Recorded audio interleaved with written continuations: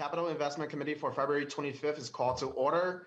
This remote hearing is taking place in accordance to House Rule 10.01 and is being live streamed by the House Public Information Office. Mr. Linczewski, please take the roll. Members, you may unmute yourself when your name is called. Representative Fooley. Lee, present. Representative Fooley, present. Representative Mary Murphy. Murphy, present. Representative Mary Murphy, present. Representative Dean Erdahl. Erdahl, present. Representative Dean Erdahl, present. Representative Esther Abaje. Abaje, present. Representative Esther Abaje, present. Representative Kayla Berg. Present. Representative Kayla Berg, present. Representative Greg Davids. Representative Keith Franke. Present. Representative Keith Franke, present. Representative Mike Freiberg. Present. Representative Mike Freiberg, present. Representative Rick Hansen. Present. Representative Rick Hansen, present. Representative John Hewitt. Present. Representative John Hewitt, present. Representative Leon Lilly. Lilly, present. Representative Leon Lilly, present. Representative Eric Lucero. Looking for a good recipe for National Chili Day. Representative Eric Lucero, present. Representative Rena Moran. Present. Representative Rena Moran, present. Representative Nels Pearson. Pearson, present. Representative Nels Pearson, present. Representative Donald Raleigh. Raleigh's present. Representative Donald Raleigh, present. Representative Jordan Rasmussen. Rasmussen, present. Representative Jordan Rasmussen, present. Representative Liz Ryer. Ryer, present. Representative Liz Ryer, present. Representative Nolan West. West, present. Representative Nolan West, present. Representative Jay Zhang. Present. Representative Jay Zhang, present. Representative Greg Davids. Members, with the conclusion of the roll call, you may mute your devices. A quorum is present. Thank you, Mr. Linczewski. Our quorum is present. I do want to note that Representative David is excused from the committee hearing today. Members, Representative Murphy, do I have a motion to approve the minutes for February 23rd? I move approval of the minutes for February 23rd. Representative Murphy, move approval of the minutes for February 23rd. Any discussions? Hearing none, those in favor say aye. Aye. Aye. Those opposed say nay. The motion is approved and the minutes are adopted. Members, today we will hear from the Metropolitan Council on Bus Rapid Transitway development. This will be followed by a bill and an informational presentation related to BRT lines with some public testimony. Finally, we will get a presentation on the Safe Route to School programs and hear Vice Chair Murphy's bill. So before us right now is the Met Council, which has been allotted 25 minutes for the presentation and 10 minutes for members' question. Welcome to the committee, Mr. Carlson. Please identify yourself and begin with your presentation. Thank you, Mr. Chair. My name is Charles Carlson. I'm the Director of Bus Rapid Transit Projects for Metro Transit. Just quickly want to confirm you can see my screen and hear my voice. We can see. Please proceed. Thank you. I'm presenting today on the Metro Transit Bus Rapid Transit Network, and the features of this network really are oriented toward providing a faster, more reliable, and attractive service to transit customers. The foundation of this is frequent all-day service, and we provide a more comfortable ride through both that faster travel as well as increased comfort at stations. We enable customers to pay ahead of boarding to reduce some of the stress as well as the delays that we face in boarding and leaving our vehicles. We also provide shelters with heat, light, and security features so that customers can be assured that they're both comfortable and safe as they're waiting for transit. When vehicles arrive, we use specialized vehicles and enable boarding through every door of the bus, so that significantly improves the travel times by reducing those delay factors. There's a few different kinds of BRT, bus rapid transit, in the system. We'll focus especially today on the arterial BRT lines such as the A line and C line that we've implemented. But we also have highway BRT that we are opening later this year on the Orange Line, as well as dedicated guideway BRT that we don't have any examples of yet, but are actively developing within the region. An important point about these lines is that they actually have more in common than they have different from each other. They all have the same sort of all-day frequent service, specialized vehicles, comfortable stations. The differences between them really relate to the operating environment that they are in. So in a highway BRT context, we would be primarily running in HOV and price lanes. In a guideway BRT context, we would be running primarily in exclusive BRT only guideway. But all of the features across this program would be constant, and that is why all of them are part of the same metro system. One difference is that we use color names. We get this question a lot. We use color names for the lines that operate primarily in a congestion-free travel right-of-way, such as highway or guideway BRT, and letter names for lines that operate on arterial streets, primarily in mixed traffic, but with some transit advantages. We have early success with this program. So the state legislature has invested in this program, both through general fund appropriations as well as bonding appropriations. We were able to use investment in the 2014 legislature's capital investment bill to construct and open the A line in 2016. We then implemented the C line, which runs on Penn Avenue North in Minneapolis and Brooklyn Center in 2019. In each of these cases, we saw immediate 30% ridership growth in the corridor. These projects, because they're not the large federal New Starts projects, don't have official ridership forecasts associated with them, but we were very pleased to see 30% ridership growth, especially because these were already very high frequency corridors. So the benefits, the increased travel time yielded a significant return in terms of usefulness and ridership of these corridors. What that contributed to is that in 2019, we were actually able to carry over 3 million rides on BRT between these two lines, which we're very pleased with. That did decrease with the pandemic, but not as much as we experienced with other lines. So a lot of the benefit, a lot of the growth we saw in these lines has occurred in off-peak and weekend type travel, where we've actually seen more declines in other kinds of routes over the last few years. We've reversed that trend with BRT, and we're seeing really reliable all-day service as the key demand that we're able to fulfill effectively with these investments. And that makes us feel very confident about the future of this mode, even in spite of the pandemic. So we have a number of additional lines coming up that I'll cover briefly and then focus on a few of them. So the next line that will open is the Metro Orange line, which runs on 35W between downtown Minneapolis and Burnsville. This is a fully funded project that's under construction. This is in part thanks to investment by the state. So in 2014 and 2017, we received both general fund as well as capital investment appropriations to construct this line. The state has roughly a 10% share of this project, and that has yielded and leveraged $150 million of investment in this corridor from federal and county sources. So significant leverage to bring this project online, and we've made good use of it. So this image, the images in this slide show the past, present, and future of the 35W and Lake Street Station. And I'll draw your attention to the upper right. This is really the condition we were starting with, was this staircase up to the side of the freeway. And you can, if you look at the top, you can see an old bus shelter, really pretty lowly passenger facility on the side of the freeway. This was not accessible. That staircase was in poor condition, and with the context of a bigger freeway project coming, we were actually able to install really a significant transit station at this location. It's under construction now.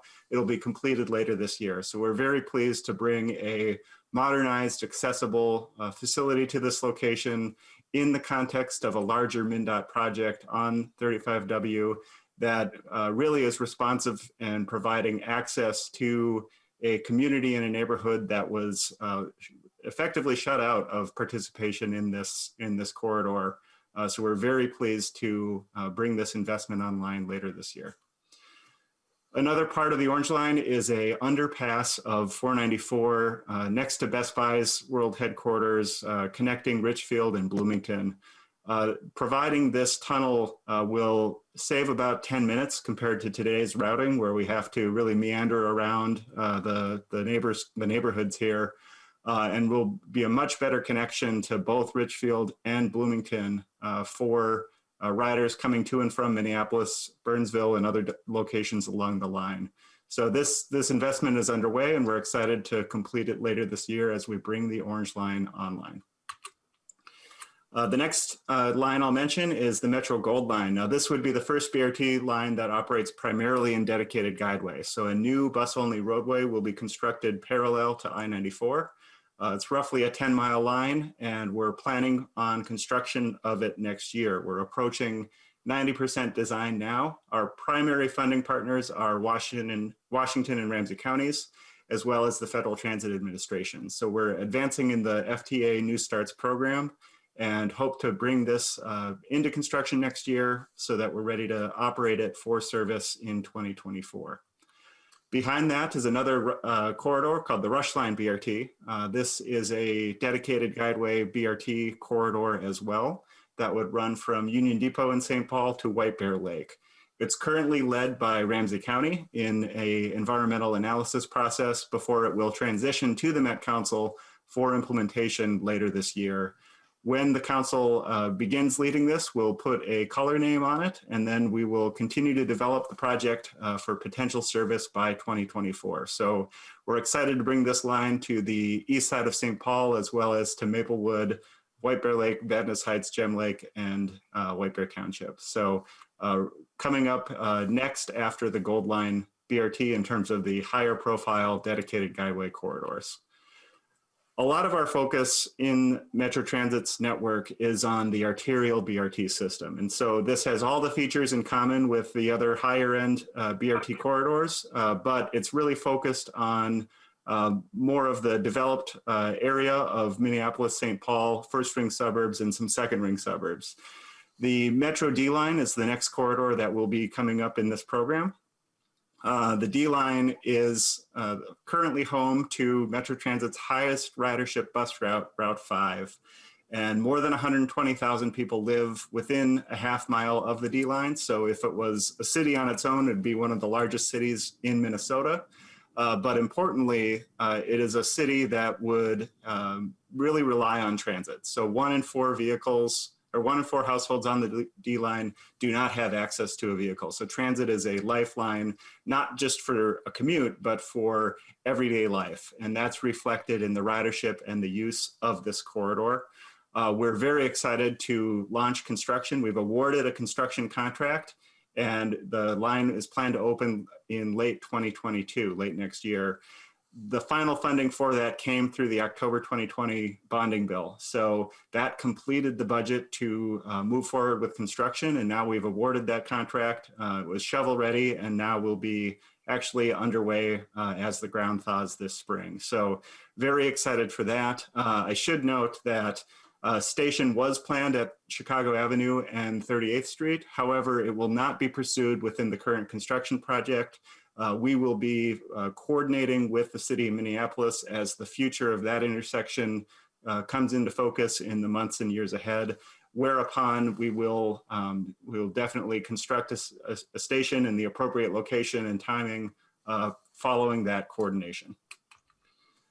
The B line is our next project up. So the B line would follow Lake Street, Marshall Avenue, and Selby Avenue between Minneapolis and St. Paul.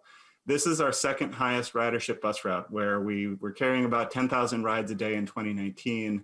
Like the D line, this is a community that has significant use of our transit infrastructure. We'd be providing one bus access to over 130,000 jobs. This project also is fully funded. Thanks again to the October 2020 state bonding bill, we are moving forward with this project. This week, we released a draft corridor plan for community input, and we're beginning the engineering and construction processes as well, with a planned service start in 2024. The E line would be the next corridor in our lineup. This would upgrade Route 6 between the University of Minnesota and Southdale via Hennepin Avenue and France Avenue. So this is another one of our highest ridership bus routes, and we'll be initiating the planning, the detailed planning this year. We've been doing quite a bit of work in the early planning for this project, but now we'll also be proceeding with engineering, and then with full funding, moving to construction. So the overall project size for this line is around $60 million, and we've secured around 20 million of that, seeking about 40 million more to complete the project. So beyond these lines, we're also planning and have announced beginning this week the process to identify the next arterial BRT lines. We've been planning that over the last couple of years through the Network Next plan. So this is a 2040 bus network plan for Metro Transit that will include both local and express bus expansion, as well as evaluation and selection of the next few BRT lines. This is guided by both policy, performance data, and input, with 4 guiding principles that we've used at each step of the process. First and foremost, advancing equity, also building and growing ridership in the region, enabling that use of transit beyond the commute for really a transit-oriented lifestyle, but also ensuring that we're growing the bus network in a sustainable way and using resources wisely. So these have guided us as we've gone through a number of planning efforts. And this week, the Met Council heard a presentation of the recommendations for the next lines that the council will actually be taking action on next month. Those recommendations are to select the F line on the Central Avenue corridor in Northeast Minneapolis into Anoka County. So it'd be Anoka County's current only planned BRT line coming up. The G line would be on the Rice and Robert corridor, north and south of downtown St. Paul. And then that would be followed by the H line, which would upgrade our current Route 3 corridor, running east-west along Como Avenue and Maryland Avenue as a new service connecting to the Sunray Transit Center, as well as with connections to other BRT lines. So between this system, we have roughly 40 new miles of BRT corridors, about half of which would be in Ramsey County. So we're excited to be continuing to grow the reach of this network. With these recommendations, we would be serving 4 counties with BRT, and we'd be significantly providing job access by 2030. And that's illustrated on this next slide. So these 2 maps show job access within 60 minutes from each of the locations in the network. On the right, you can see the areas where, when we've added the F, G, and H lines, these are the areas that would see increased access to jobs, up to 800,000 jobs or so from places within 60 minutes on transit of these locations. So really significant access to jobs, but also to other destinations that folks travel to. The core value of arterial BRT in particular is a significant value for transit investment. So between the 4 lines that we have described today that are the next in the queue, these lines would carry about 50,000 rides every day. So that's a significant portion of our network. We have significant rides on the first lines as well as the other lines I mentioned today. But these next ones coming up will carry a significant share of our ridership for a comparatively modest investment. So the total investment in those 4 lines is around 320 million. We've identified a portion of that and would be looking for 200 to 250 million more to implement that full network over the next few years. So in comparison, there's significant value to this. Perhaps you would be paying 10 times more for a similar number of rides if we chose a different mode on these corridors. So arterial BRT can really deliver the ridership benefit in these lines for a modest investment and a great return, given the investment in operating that we already make in many of these corridors. in terms of our next steps, next month, as I mentioned, the council will select the corridors for the next lines. After that, we will refocus on local and express bus planning within the Network Next project. So with BRT selected, we'll be continuing to track ridership through the pandemic and then shifting that focus back to local and express bus planning. A number of corridors that weren't selected for BRT may still see significant service improvements through this local and express bus planning. And then we'd be continuing forward with corridor planning for BRT. So one reason we're selecting the F line, G line, and H line is that each of these projects will begin more detailed planning in the next couple of years. So selecting each of them is critical so that we can begin that work. Beyond that, we do see 3 or 4 midterm corridors and 3 or 4 longer term corridors that we would seek to implement by 2040 or so. Those corridors are shown here. So from an initial screening of up to 19 corridors, we identified 10 that the council would seek to implement by 2040, 3 of which I just had mentioned as the F line, G line, and H line. This network really starts to come together and it increases the reach of transitways in the region, both light rail and bus rapid transit, and significantly improves access for underserved communities. So as we focus on that, fully realizing this network could really serve a significant portion of the region's population. So within 5% of the 7-county land area, we'd be serving 28% of the region's residents and roughly 3/4 of the residents of Minneapolis and St. Paul within a 10-minute walk or roll of a metro station, whether it's BRT or LRT, as well as 46% of the region's BIPOC residents. So significant improvement to access for high quality transit across the region. And what that provides is really access to opportunity. So we would be serving about half of the people in the region with low incomes, about 30% of the region's households, including 60% of renter households and 60% of zero-car households. We would be connecting those households and those people to 750,000 jobs in the region, or about 44% of all jobs in the region served by this metro network. So that's really the full system that we're seeking to implement through this program. This is more of a stylized map that shows how this network comes together. So instead of a series of lines, we see a full network developing as we connect these lines together, particularly with arterial BRT, and have a metro system that serves the region well. This is not the full extent of potential BRT lines planned for the region.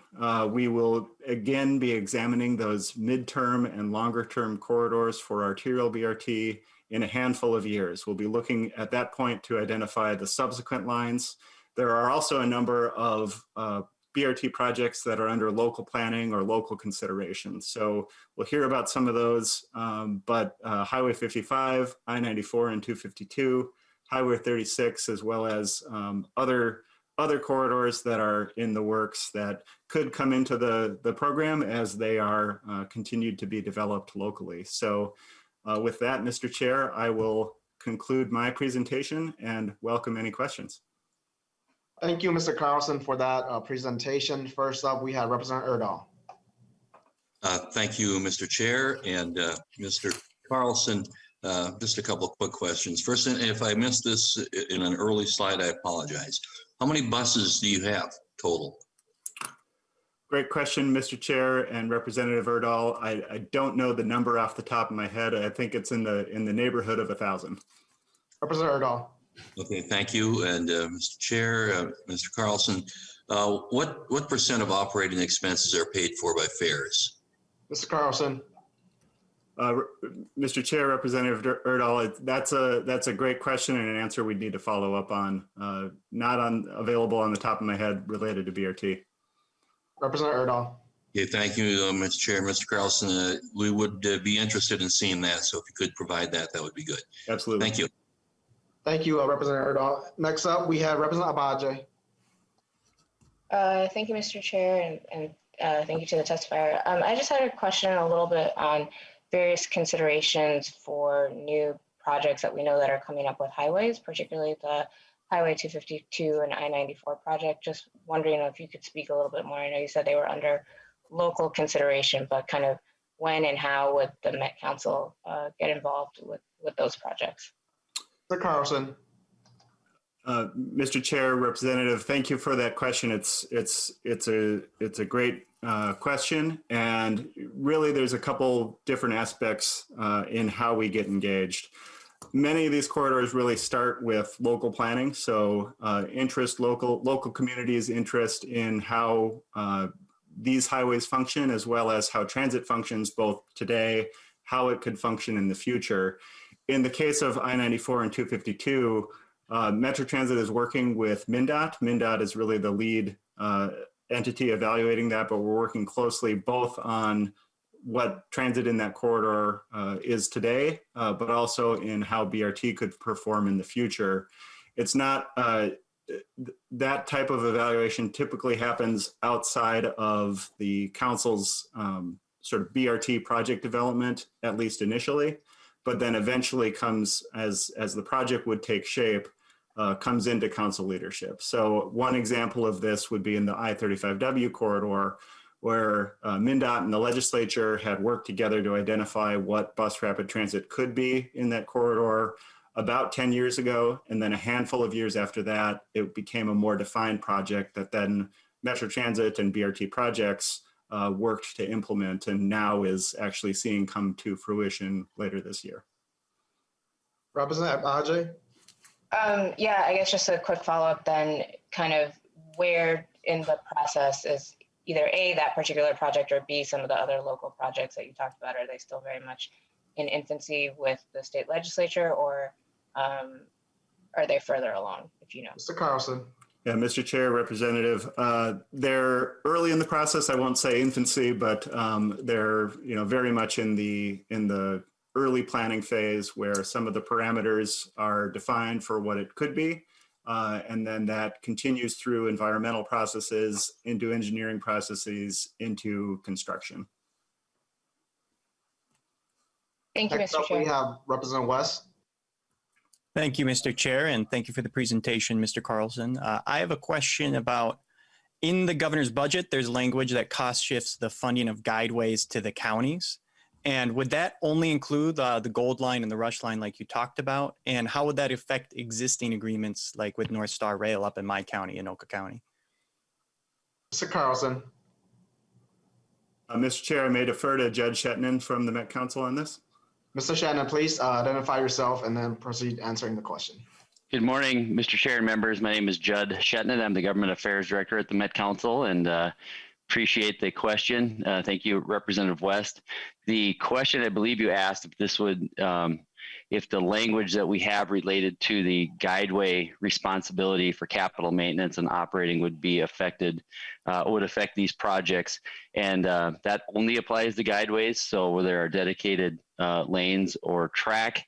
And so that language would apply to the blue line, the green line extension, Gold Line, North Star, and the blue line extension Botno. It would not have an impact on these BRT related projects that we're talking about this morning.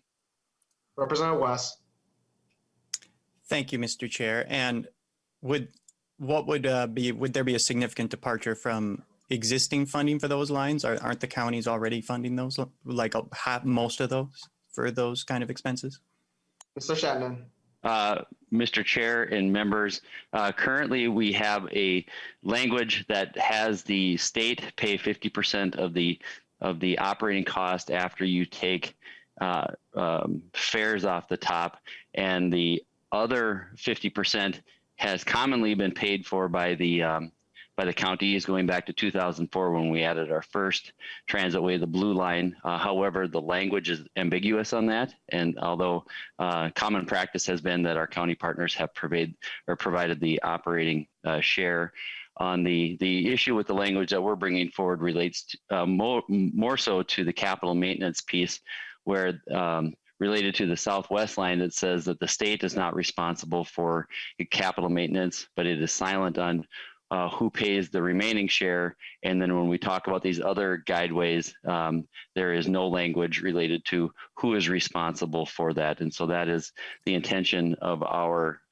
bill to come back or to come forward and to sort that out. And so Representative West, to your specific question, the counties are not paying, don't have a responsibility related to capital maintenance at this point. And so we're just trying to get a handle on what those life cycle costs will be, how they'll be paid for into the future.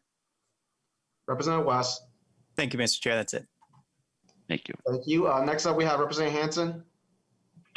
Thank you, Mr. Chair and Mr. Carlson or Mr. Schnettman. I think it's been 4 years ago now. I was in St.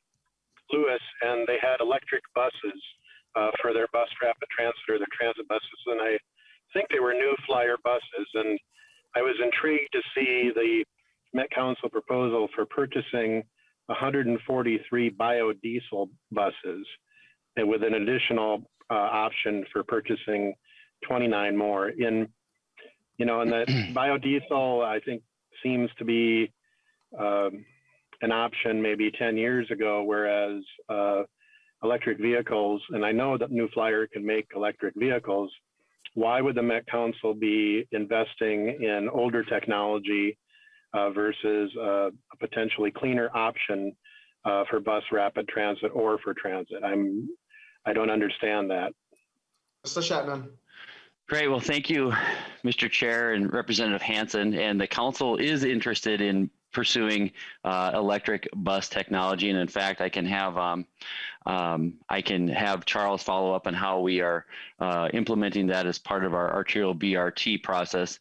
Representative Hansen, I'd also like to share that we're working very closely with our partners at New Flyer. We're very fortunate to have them just up the interstate from us here in St. Cloud. And we are kind of in the very early phases of trying to implement the battery electric buses into our system. Again, it is still kind of sunrising technology there, similar to where hybrid technology was 20 years ago. And so I think you'll see over the course of time here that we'll see that improve and that we'll be able to work out some of the kinks that we've had up to this point. But we also see that moving to electric bus is certainly going to be the future of where Metro Transit, the Metropolitan Council wants to go. And we're very excited to be able to work with our folks at New Flyer. And so we also believe with the biodiesel type buses and the hybrid type buses that we have on the system, that the technology on those has improved significantly as well and are much more environmentally friendly. However, our goal still is to transfer into a hybrid electric and electric type battery bus here into the future. It's just taking some time to get there and making sure that the technology is able to support the type of service that we have out on the street today. Representative Hansen. Mr. Chair, $121 million is a lot of money. So, it may be good for us in capital investment, if we're looking at how do we put in the bus rapid transit from a statewide perspective, life cycle analysis and the climate impacts, that's just a lot of money. It's an eye-popping number for an investment. It would seem that having a mixed approach on that would at least be a minimum rather than going all in on biodiesel in 2021. Thank you, Representative Hansen. Next up, we have Representative Raleigh. Thank you, Mr. Chair. My question relates to slide 17. I believe I read it's 50,000 daily riders are going to be available in 2040. If that's the case, what calculations have been taken into account for autonomous vehicles sharing these routes? And how do you feel that the autonomous vehicles in the out years of 2040 are going to affect your calculations? Mr. Carlson. Thank you, Mr. Chair and Representative. The forecast model that accounts for that future condition relates a lot to the existing transportation system. I think that the mobility of private vehicles, may be comparable to the mobility provided by autonomous vehicles. So people may be driving themselves today and taking an autonomous vehicle in the future. But there's a lot that's unknown about what may occur over time. We do know that the volume of people moving in the region will increase as the region grows. And we know that transit and buses in particular provide a significant mobility improvement in a fairly small amount of space. And so we think that whatever the future condition may hold, and we'll be continuing to track that over the next 20 years, we do feel confident that bus transit will have a significant role in that in the future. Representative Raleigh. Thank you, Mr. Chair. My last question is, in the budget that you've put together and the expansion of these lines and the shelters and along these routes, what part of the budget have you put together to provide adequate public safety as far as looking for, basically the whole idea of public safety, transients in some of these shelters, expanding the police protection or the security protection out into these neighborhoods that go out into the suburbs, Mr. Chair? Mr. Carlson.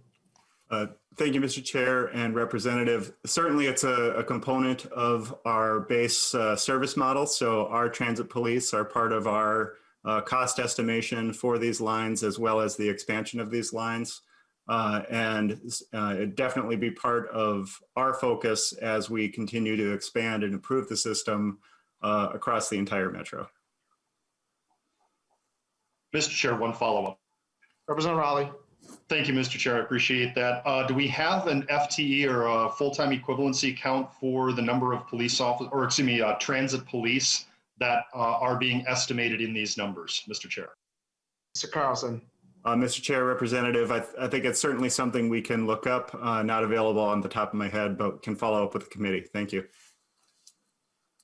Thank you, Mr. Carlson. And seeing no other members' questions, I do want to echo some of the sentiment that was expressed by Representative Baje around the highway BRT on I-94 and 252, knowing that we are putting in corridors of commerce dollars going forward. And so for MnDOT and the Met Council to really look at what can we do for those local communities that will be impacted.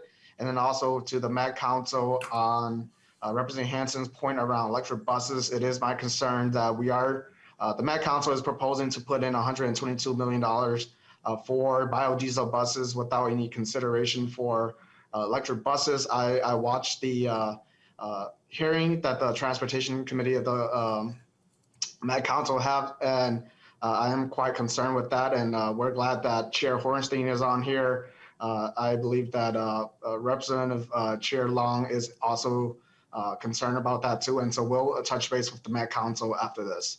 And right now we'll move on to bills for today. Ms. Nash is the mayor of Columbia Heights here. If not, then we'll move on to Representative Hornstein first. She is not on yet, but should be shortly, but I would move on. Okay, so why don't we go first to Chair Hornstein. This is an informational only bill that's in front of us to talk about the E-line. The draft language is coded MB032, which is included in your virtual packet. Chair Hornstein, welcome to the committee, and please begin with your presentation.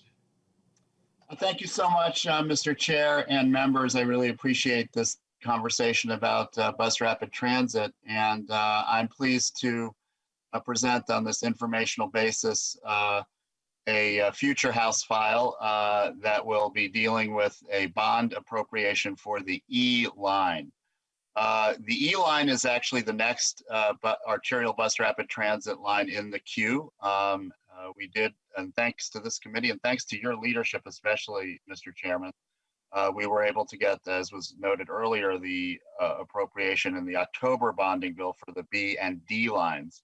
So E is next, and just by way of introduction, I wanted to again give the committee a small bit of history on bus rapid transit. I was involved in developing the first definition for bus rapid transit in my freshman year in 2002. It was actually the first transportation bill that I had passed, and that was with a lot of help from the then majority Republican leadership in transportation, Chair Queasley at the time and Representative Holberg. And we have maintained that bipartisan commitment to bus rapid transit over the years, and I've appreciated the support from both sides of the aisle for this particular mode.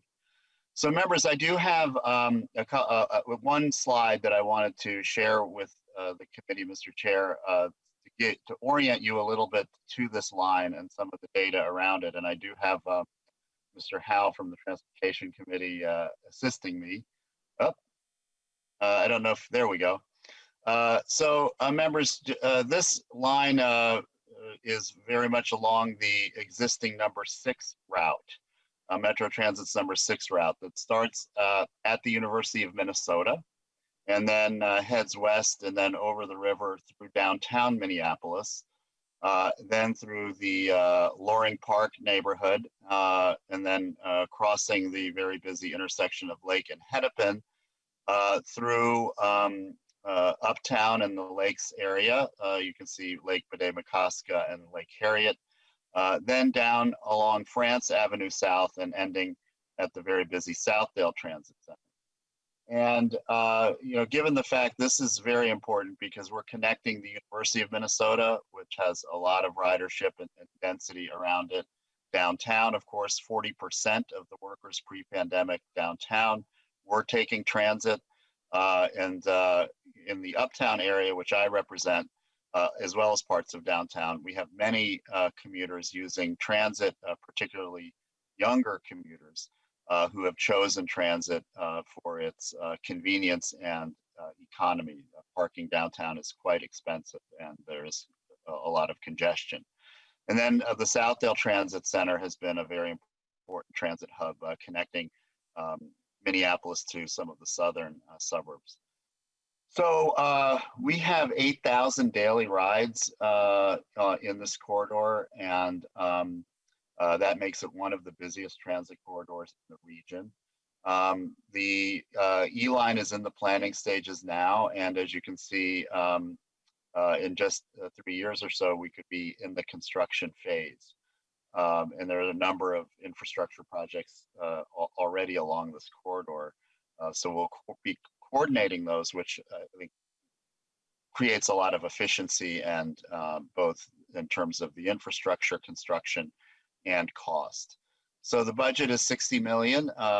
40 million is envisioned in this bill. And again, just the bill is simple. Subdivision 1 is the appropriation, subdivision 2 is the bond sale, and that would be for $40 million. And so members, I do strongly believe this will be a huge boon and transit enhancement for a large part of the southern and southwestern part of Minneapolis, as well as the University of Minnesota area, and in sections of northeast and southeast parts of Minneapolis. And a wide variety of people will be taking this, a lot of different, again, commuters, students, transit riders of all ages. And I think this is going to be, again, a very, very important benefit to our regional system. I do have a couple of testifiers, Mr. Chair, if we could move to them, who can talk about the importance of this line. Brief testimony would be in order, if that's okay, Mr. Chair. Thank you, Chair Hornstein. First up, we have Grace Waltz from the Minneapolis Regional Chamber. Please identify yourself and begin with your testimony. Thank you, Mr. Chair and Representative Hornstein. My name is Grace Waltz. I am the Vice President of Public Policy for the Minneapolis Regional Chamber, and I'm here to testify in support of the E-line proposal. We believe arterial bus rapid transit, or ABRT, is an excellent transit investment. ABRT buses get people to their destinations faster by making fewer stops and by using advanced design features to save time. As we've heard, custom stations with shelters, enhanced lighting, real-time schedule information, and push-button heating make ABRT more comfortable as well. Our region's proposed ABRT network will improve some of the area's highest ridership bus lines. As we heard earlier, the first leg of our region's ABRT network, the A line, experienced a 35% increase in ridership in its first year of operation. And the C line linking downtown Minneapolis and Brooklyn Center has also been a success. These ABRT lines benefit hundreds of thousands of people in our region and the businesses that have thousands of jobs to fill. In addition, ABRT buses are built by New Flyer, a company with over 1,000 employees in St. Cloud and Crookston. As a result, investing in ABRT has an additional positive impact across our state. Over the past 10 years, the Minneapolis Regional Chamber and our partners have commissioned 2 studies from national experts to assess the expected return on investment from building out our region's transit system. These reports have confirmed that in addition to providing more and better ways to get around, investments in transit pay off, both for those who use transit and for those who use our roads and highways. Building a comprehensive transit system in our metro area will provide a major return on investment, more than $9 billion in positive direct impact. Employers and employees have been seeking better transit, and their report shows that it's also the smart thing to do from a monetary perspective. When our region builds quality transit, people from all walks of life use it to make their lives better. It's also important to note that our most recent study found that 81% of the benefits of a better transit system would be enjoyed by people and businesses using the region's street and highway system. This shows building transit has significant positive benefits for users of transit and for everyone else. Investments in transit are a true win-win that helps more people get to jobs and provides benefits to everyone in the region. We know businesses prefer to locate near transit, where employees and customers will have more travel options. And investing in transit now will generate positive impacts for our economy for decades, including additional state and local tax revenues of nearly the same magnitude as the investment costs, $143 million a year or $2.86 billion over 20 years. There is momentum for transit investments here in Minnesota that strengthen our economy and make our state an even better place for businesses and employees. The Minneapolis Regional Chamber has been advocating strongly for transit investments, and this ROI information only strengthens our resolve and desire to make this happen.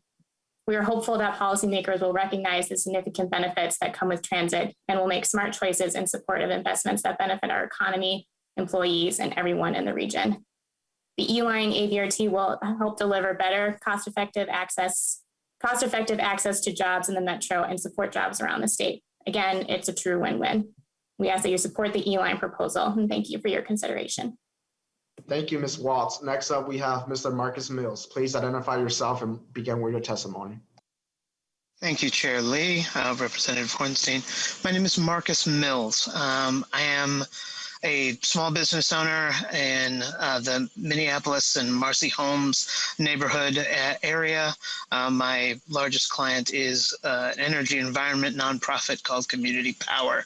I have been involved in many aspects of these processes from the small area level on up, and wanted to let everybody know that I, as both a BIPOC individual and a former student at the University of Minnesota and a 25-year resident of the Minneapolis area and 20 years right here in this very spot, 3 blocks away from the 6 line.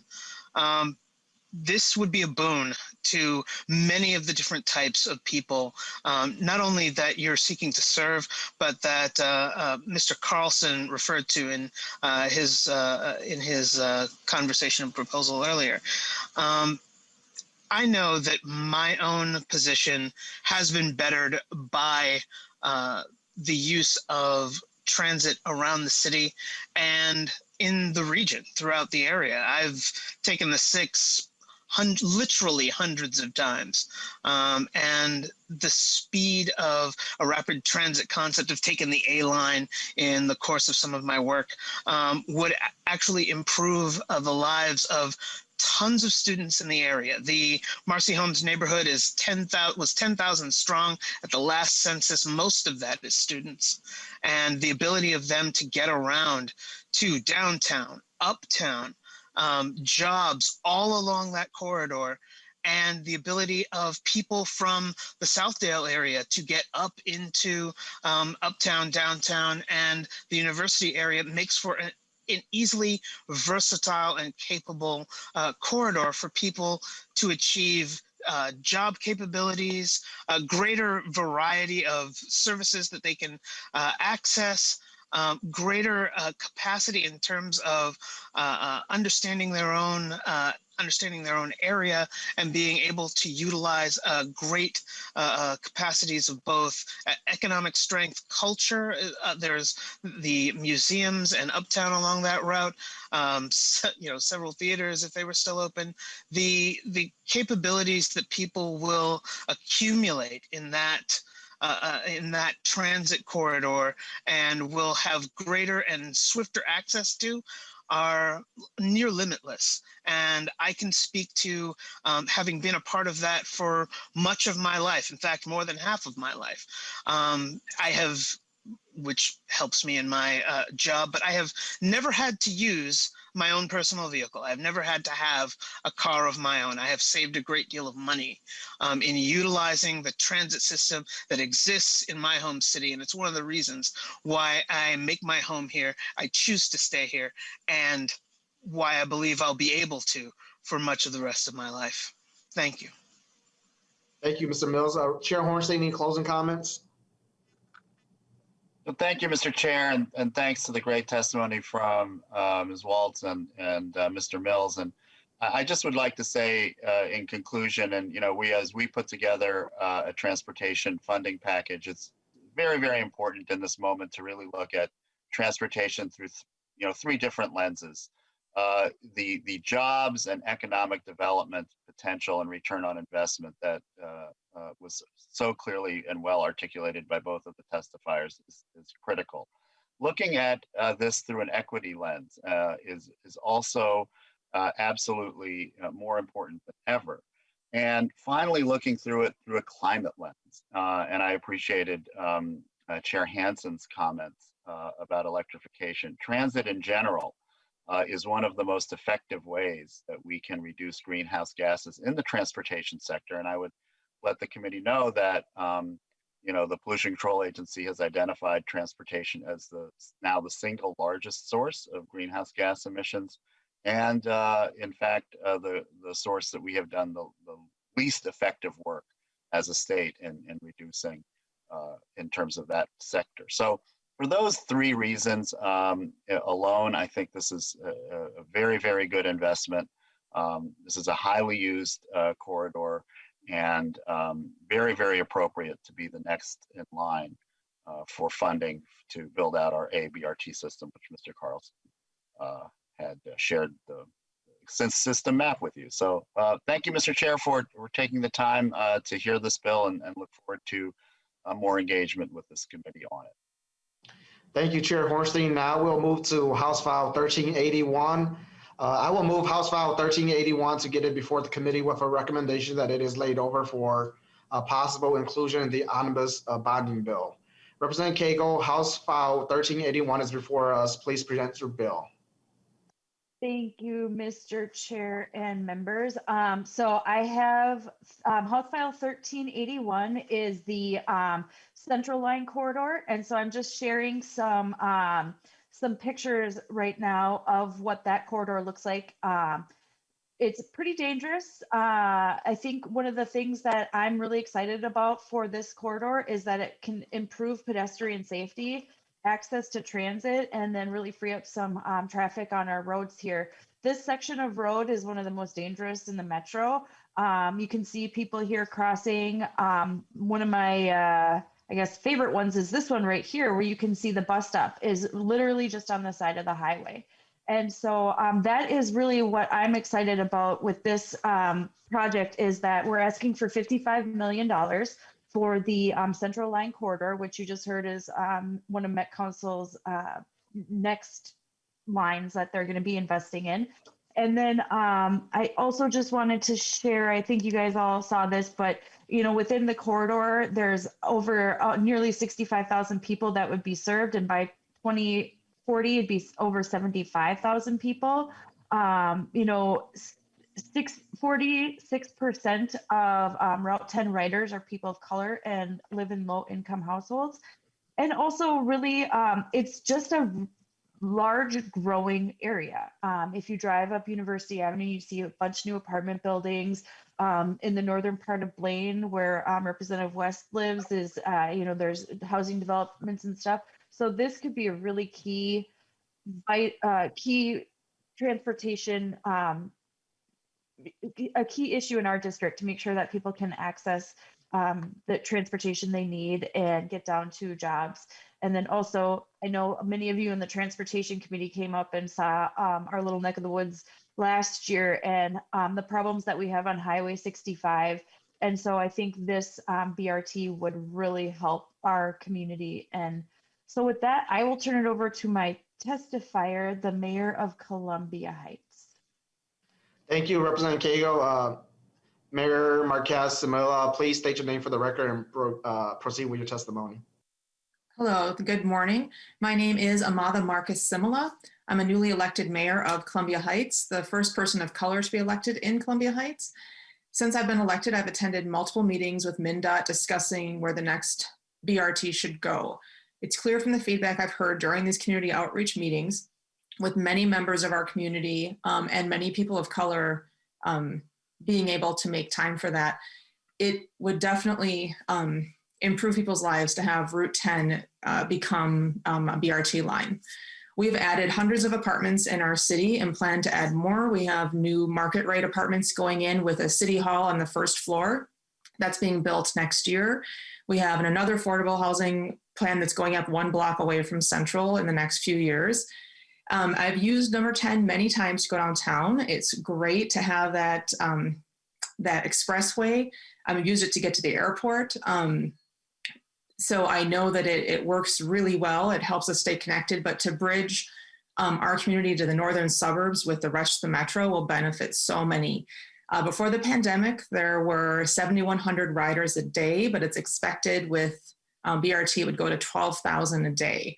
And those are, individual people whose lives are going to benefit by more accessible and quicker transit and safer, as our representative had mentioned. Central, as you know, is very dangerous. We've had a few deaths already this year, and we're only in February still. This will help our communities having BRT because they will connect with more employment options, be able to see friends and family more easily, which we need to do, have access to shopping, leisure, fun for individuals and families together. I see many families traveling on the bus. We have shopping and groceries and schools as well. I just want to say, please invest in the BRT line and help our communities thrive and move into the future. Thank you. Thank you, Madam Mayor. Seeing no question, Representative Koegel, any closing comments? I think that this is thank you, Mr. Chair and members.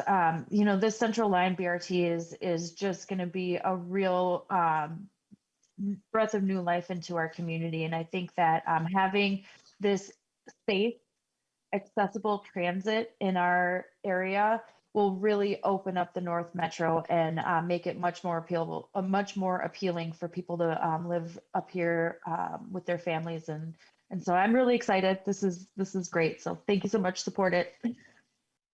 Thank you, Representative Koegel. House File 1381 is laid over. Now, members, we will move on to public testimony in relation to the BRT development that has been presented. Welcome to the committee, Mr. Schroer. You may start. I understand that you have a presentation, so please identify yourself and begin with your testimony. Thank you, Mr. Chair and members of the committee. Can you confirm that you can hear me and see my screen? Yes, please proceed. Thank you. My name is Will Schroer. I am the Executive Director of East Metro Strong. We are a public-private partnership between 2 counties, 6 cities, and large employers in the eastern half of the region, including 3M and M Health Fairview. Our members support and work together to improve transportation options, especially in the East Metro, but really throughout the region. For all of the reasons that you've heard so far this morning, we need to get folks to work. We need to give people opportunities to shop and see their family, and to do so with a safe, accessible, and comfortable transportation system. I would like to back up just a little bit away from the individual lines and go back to Mr. Carlson's excellent presentation. And I just want to draw your attention to a little more depth on a couple of points that you've heard. As Mr. Carlson noted, Bus Rapid Transit outperformed every other kind of transit last year and really underlines the fact that this is a system that people feel safe on and that people need. Metro Transit has been in the unenviable position of asking people to not use its service unless they're essential workers. And we've seen that those essential workers overwhelmingly are using the bus lines to get to work. A couple of years ago, when the legislature was considering the A and C line, or the C line, we went out and talked to folks on the A line to understand their experience of it, and complete man, woman, child on the street interviews, not teed up. And we made this little video, which I don't have time to play for you today, but I encourage you to go look at it. And just the enthusiasm that people have for the comfort and the speed of these lines and the accessibility that it gives them was moving to me. So I encourage you to go to betterbussesmsp.com and just watch that video. And I'd like to build on what you heard from the Minneapolis and the West Side in terms of the support for BRT, and just underline that folks on the East Side support that system expansion as well. Ecolab CEO Doug Baker had a news conference with a number of other East Metro folks a couple of years ago to ask that the B line be extended downtown and that to downtown St. Paul, and that the legislature support the funding for that. Thank you for providing that funding, and we're so excited to see the B line now coming all the way to Union Depot in St. Paul, and providing the access between the two cities that is good for both sides. So thank you very much for that. And we are very supportive of the rest of the system build out that Mr. Carlson underlined for you, or outlined for you.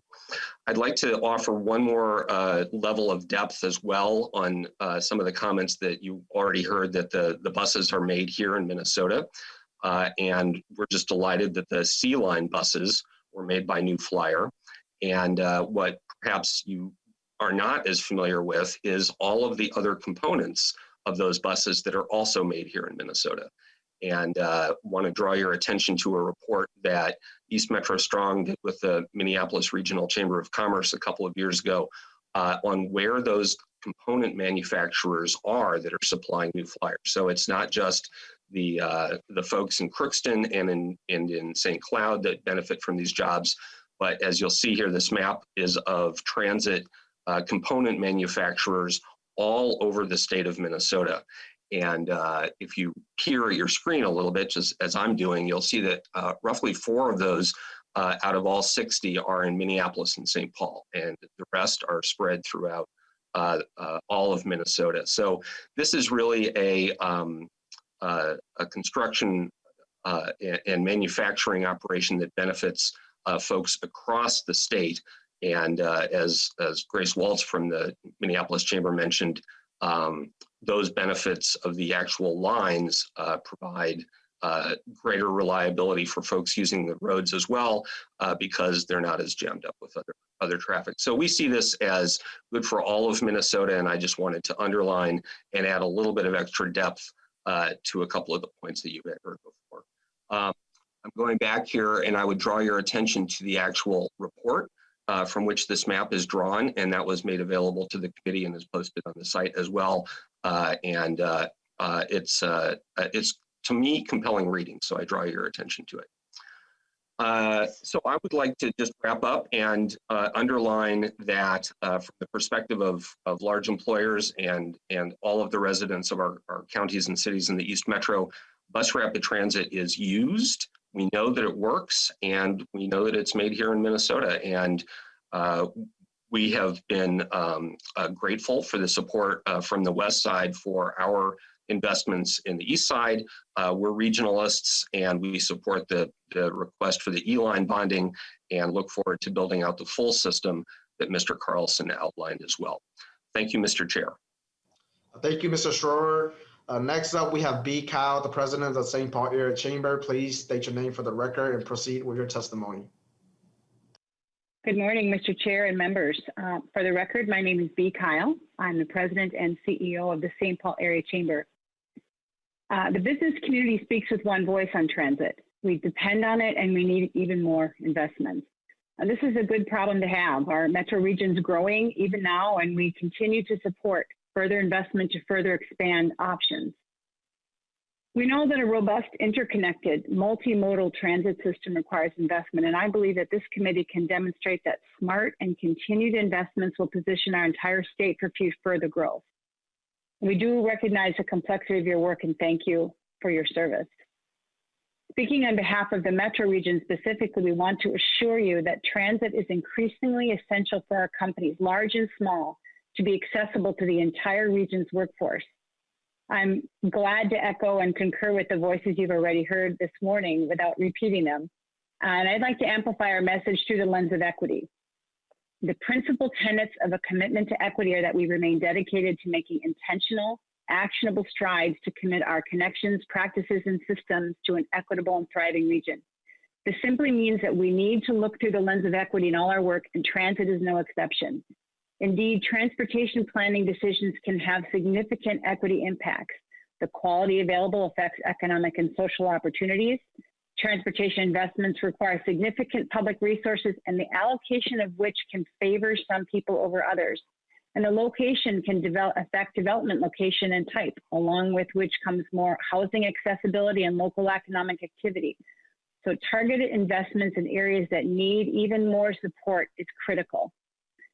As we look to our competitive position, unequivocally, further investment in transit elevates the economic opportunity of our residents, supports further job growth. Where lines begin, amplify and opportunity follows. And the converse is equally true. It must include more investments in the East Metro counties of Washington, Ramsey, and Dakota. Again, where we invest, development follows. We absolutely need more of both in the East Metro specifically, provided for more equitable access to opportunity across the region. Ultimately, beyond building where people are, we encourage you to build creatively and proactively for where you want more growth to happen. And it can't wait. Time equals cost, and those costs won't just be monetary. There'll be lost time, productivity, and especially lost opportunity, things we can't get back. We all know the world has changed, and in some ways permanently, and while some jobs will continue to be work from home, transit increasingly is an essential part of our economic competitiveness moving forward. So I thank you for the opportunity to share my thoughts with you today.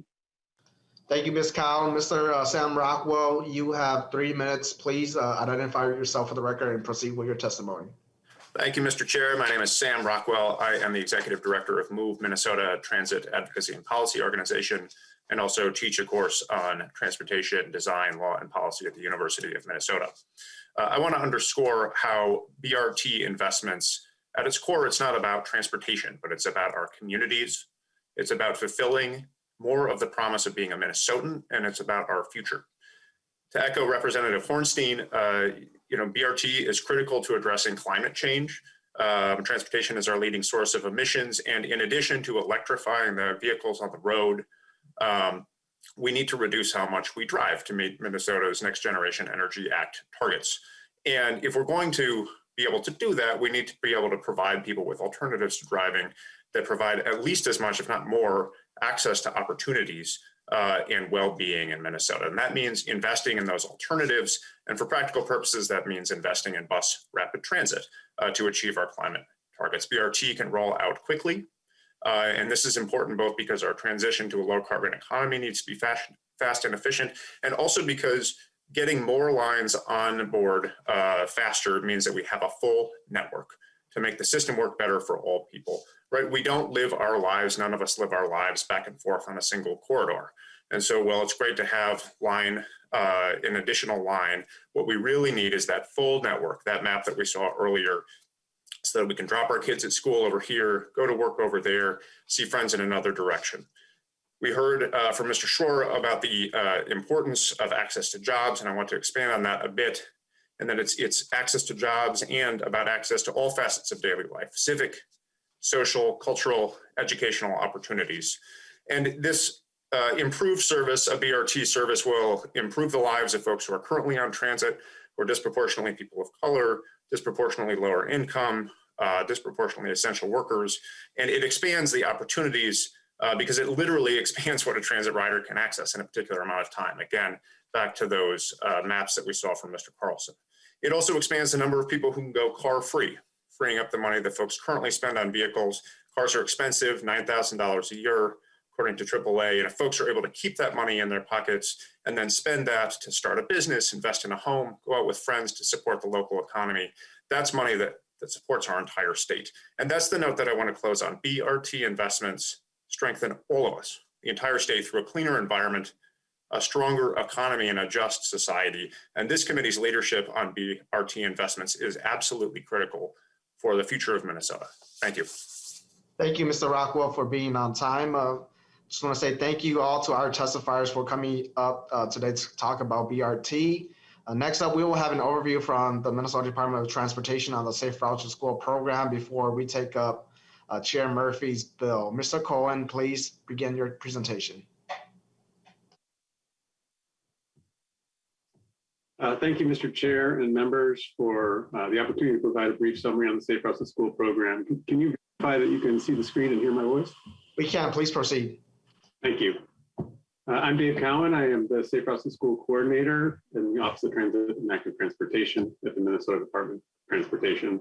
And I'm joined today by Girma Faisa, who is a partner over in State Aid for Local Transportation, that may join us during questions.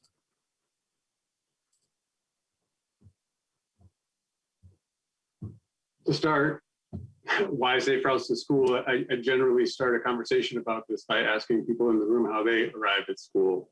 But since there's so many of you, I will get straight to the answer, which is fewer kids today are walking and biking into school. In fact,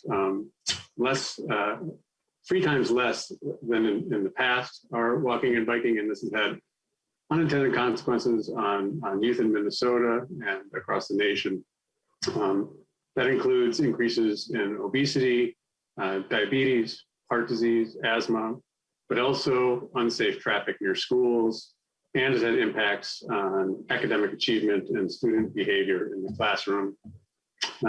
Both in Minnesota and nationwide, we have seen Safe Routes to School programs can be a part of the solution. In Minnesota, we do have a vision for what Safe Routes to School can look like.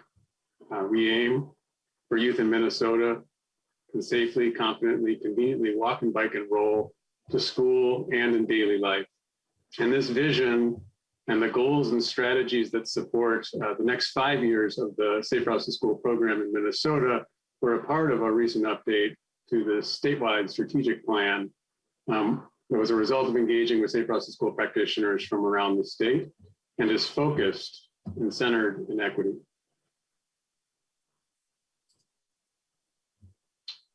Safe Routes to School programs aim to make it safer for those that are already walking and biking to school, but they also aim to make it convenient to support those that don't currently walk or bike, but may consider changing this habit. Unfortunately, with Safe Routes, it isn't necessarily if you build it, they will come. It takes a comprehensive approach, not just putting out a sidewalk or trail, but working within the community, understanding what the issues are, and providing educational and encouragement supports. So this means that we're both gaining quantitative understanding of what's going on in the community through evaluation, qualitative and meaningful engagement with the community to understand the barriers and address relevant needs, and ensuring that we're doing that equitably by identifying schools with the greatest need and making activities and materials accessible to all.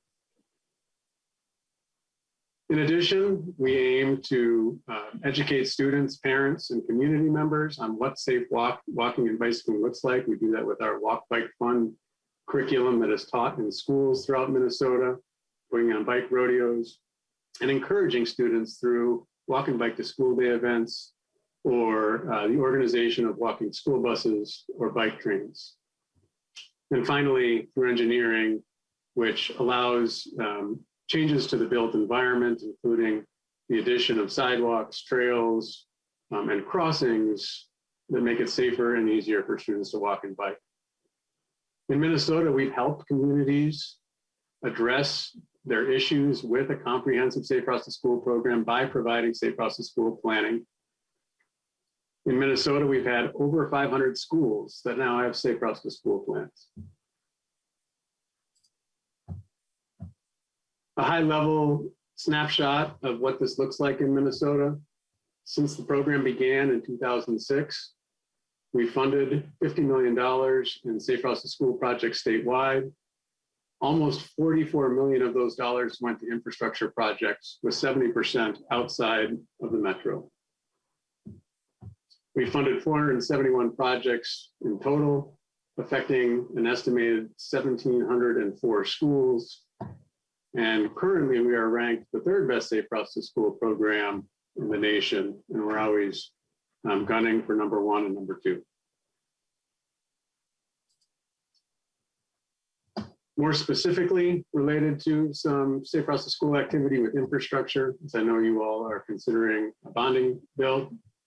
In 17 and 18, bonding provided $2 million in Safe Routes to School infrastructure that was ultimately granted to the communities listed on the screen here to either fully fund their project or support partial funding of an existing project. And then more recently, in October of 2020, a bonding bill provided $3 million for Safe Routes to School infrastructure. We can expect that in fall of 2021, we will have a Safe Routes to School solicitation to coincide with our federal transportation alternatives solicitation.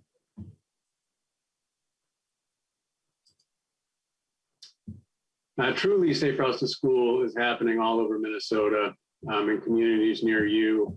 And in an effort to be more transparent about program activities and funding and help connect those currently working on Safe Routes to School with those that are interested in their communities, we've developed the Visualizing Safe Routes to School in Minnesota map, which is an interactive map that allows you to see what's happening in your community, from participation in events to teaching students safe walking and biking, and building better and safer facilities for students to walk and bike. I had hoped to send some of these links to you in the chat, but I realized last minute that I wouldn't be able to do that.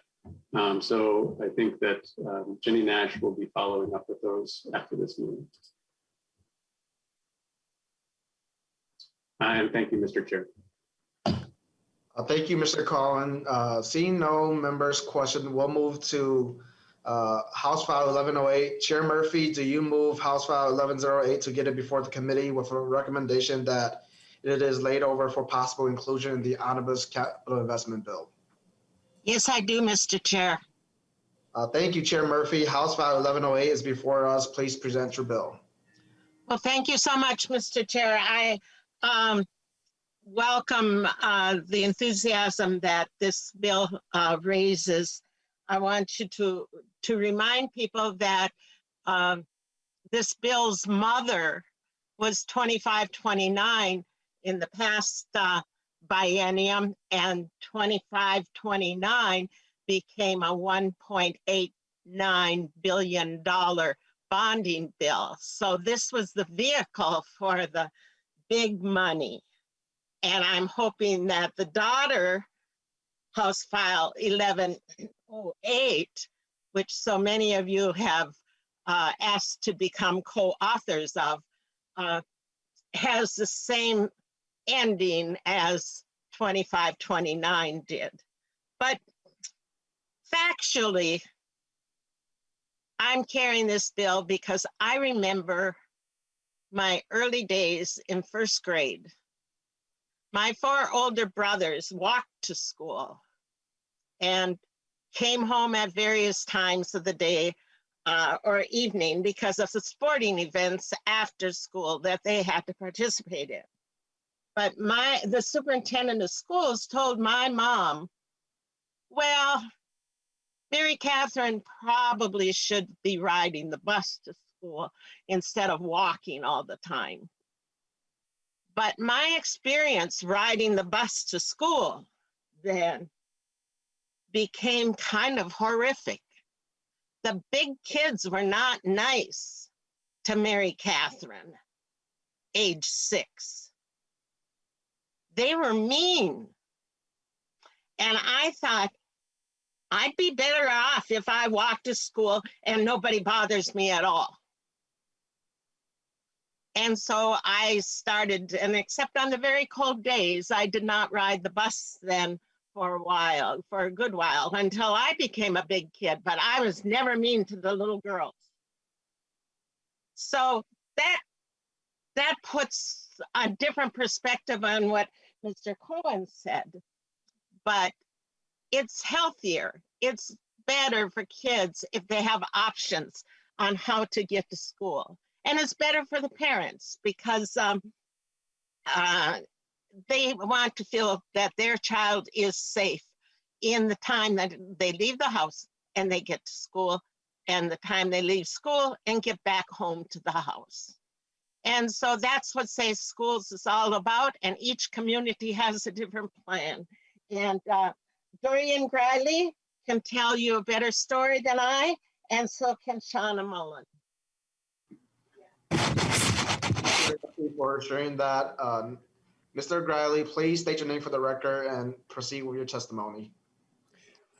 Chair Lee, Chair Murphy, and members of the committee, my name is Dorian Grilly. I'm with the Bicycle Alliance of Minnesota. As noted in the letters that you got from around the state and from Mr. Collins' testimony, Safe Routes to School planning has been going on for more than a decade, and there are hundreds of plans waiting to be implemented. Some are simple, like a stretch of sidewalk or a crossing signal. Some are more complex and expensive, like bridges or underpasses spanning major roads. You've gotten letters with heartfelt messages from small towns like Barnesville, Dilworth, Jackson, and Breckenridge about how a modest project has made a huge difference in safety and accessibility. And they've also mentioned that they have a lot more that they'd like to do. You've also heard from advocates and administrators in larger communities, greater Minnesota regional centers, the metro suburbs, and the urban core, who have also made use of Safe Routes funds for projects big and small. They also have a lot more to do, as witnessed by the tragic death of a student in 2019 who was crossing Diffley Road right in front of the Northview Elementary School. The Bicycle Alliance is also very involved with Safe Routes at the local level. In partnership with MnDOT and Blue Cross Blue Shield, we have developed the elementary school safety curriculum Dave Cowan mentioned called Walk Bike Fun, and have trained over 800 educators to use it in every corner of the state. Those educators are reaching about 80,000 kids per year. It's exciting to be part of helping our kids learn to navigate their communities safely and helping our communities make it safe for them to lead active lives. It's heartwarming to know that the demand for these funds is growing and that it's being driven by that safety and health concern for our children. The supporters of the Bicycle Alliance from around the state urge you all to support House File 1108. Thank you. Thank you, Mr. Gridley. Next up, we have Ms. Mullen from Duluth. Please state your name for the record and proceed with your testimony. Hi, thank you. This is Shauna Mullen, and first of all, just want to agree with everything Sam Rockwell said a while ago regarding transportation in Minnesota. All of that is so true, and it applies to Safe Routes to School as well. I live in Duluth with my daughter who is in elementary school, and we bike, walk, and take transit as much as we can because we value the unique way we can experience our city when we're using these modes of transportation. We're much more connected to our neighbors and to our community when we're walking or on a bike or the bus. When there is safe infrastructure in place, these are really convenient ways to get around, and we experience the many benefits that active transportation provides. The one place that we can't walk or bike to, however, is elementary school. We live only 1.25 miles from my daughter's school, but there is no safe route to get there, not even a sidewalk or crosswalks in some places along the route. We also don't qualify for the school bus, being just 1 block outside of the busing boundary. That means that our only option to get to school is driving in a personal vehicle. And I say option with air quotes because, of course, if it's the only way to get there, it isn't really an option at all. I definitely don't want to have to drive her to and from school every day, but luckily we do have a vehicle But that can't be said for 30% of the households in our neighborhood who don't own vehicles. From the moment she started kindergarten, my daughter was asking me why we couldn't walk and bike to school anymore, like we always did to get to preschool, and I told her there was no safe way to get there, no sidewalks or bike paths. She responded that she wanted me to pull over to the next roadwork construction crew we saw so that she could ask them to build the sidewalk and the bike route to her school. Last year, as the city of Duluth was doing planning work around a future trail connection that would lead to her school, she spoke at 8 years old at a city council meeting about it. She told our elected officials, "I'm in 3rd grade at Lowell Elementary School, and all I want to do is be able to bike to my school without getting squished like a pancake." And I really can't summarize the situation any better than that. Safe and accessible infrastructure is the most basic and vital element to getting kids walking and biking to school. The reason my daughter and I can't do it isn't for lack of desire, but solely for lack of a safe route. So I'm asking you to fully support the proposed funding for Safe Routes to School in its entirety. This investment into our youth and our future is absolutely critical. Minnesotans need to have options to get their kids to school, and safety is of utmost importance. The Safe Routes to School program has contributed to great progress in this area, but we still have a long way to go, and Safe Routes to School will get us there. Thank you for listening. Thank you, Ms. Mullen. Representative Ryer. Thank you, Mr. Chair. Patrick Vitek is from my district. He lived and died in my district. And so I just want to honor his family and their loss. And I also want to say that the community was working to have that intersection addressed for years before his tragic passing. And so my message today is to just ask everyone to think about the impact on your district if this happened, and to please support this addition to the state budget in order to prevent and make the state a safer place for all of our bicyclists and pedestrians. Thank you. Thank you, Representative Ryer, for those words. Chair Murphy, any closing comments? No. Thank you, Chair Murphy. House File 1108 is laid over.